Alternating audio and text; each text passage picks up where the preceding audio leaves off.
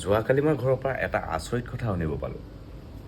কথাটো মানে এনেকুৱা, যোৱাকালি মই ঘৰলৈ ফোন মাৰিছিলোঁ। ঘৰলৈ ফোন মাৰোঁতে তাৰপিছত হঠাতে মোৰ মুখৰ পৰা ছোৱালীৰ কথা ওলাই গ'ল। তাৰপিছত মোক ঘৰৰ মানুহে গালি দিলে, তই এতিয়া ছোৱালীৰ পিছত পৰিলিয়ে, প্ৰথমত পইচা পিছত দৌৰ, তাৰপিছত ছোৱালীৰ পিছত দৌৰিবি। তাৰপিছত মই ভাবিলোঁ, কথাটো সঁচাই বাৰু, এনেকেই ঘৰৰ মানুহে তাৰপিছত মোক ক'লে, পইচা কেইটামান কামাই ল, তাৰপিছত ছোৱালীৰ কথা ভাবিবি। ময়ো বুলি ক'লোঁ। তাৰমানে কি ময়োতো জানো আজিকালিৰ দিনত পইচা নহ'লে একো নাই। পইচা আছে তোমাৰ লগত ফেমিলি আছে, তোমাৰ লগত গাঁৱৰ মানুহ আছে, আৰু তোমাৰ ইজ্জত আছে, তোমাৰ পৰিচয়টো পইচা। তাৰমানে কি আমি ল'ৰা হাতত পইচা থকা মানে আমাৰ পৰিচয়টো ভাল, আমাৰ হাতত যদি পইচা নাই তেনেহ'লে আমাৰ পৰিচয়টো বেয়া, আমি বেয়া ল'ৰা, আমি কোনো কামেই নকৰোঁ। আমাৰ জীৱনটো এনেকুৱাই। মই এইটো কথা ঘৰৰ পৰা শুনি মোৰ ভাল লাগিলে, মনটো ভাল লাগিলে।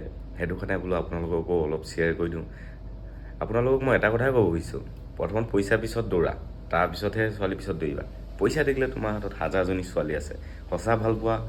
এইটো দিনত সঁচা ভাল পোৱা দিন নাই। এইটো দিনত পইচাটো মেইন। জীৱনত জীয়াবলৈ এতিয়া আমাৰ উশাহৰ প্ৰয়োজন, পইচাও প্ৰয়োজন। সেইটো কথা মনত ৰাখিবা।